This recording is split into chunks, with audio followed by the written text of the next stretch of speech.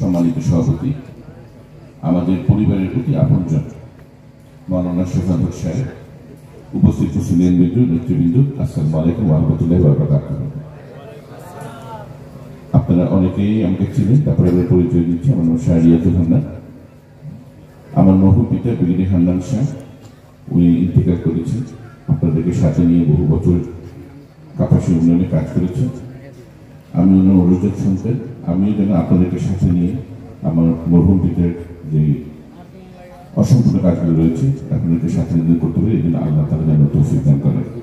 সেই সাথে ইসলামিক পথে আমরা সকলেই যেন কাজ করতে পারি, সেজন্য আল্লাহ তাআলার কাছে আমরা সবাই প্রার্থনা করছি। আমি বক্তব্য দীর্ঘায়িত করব না।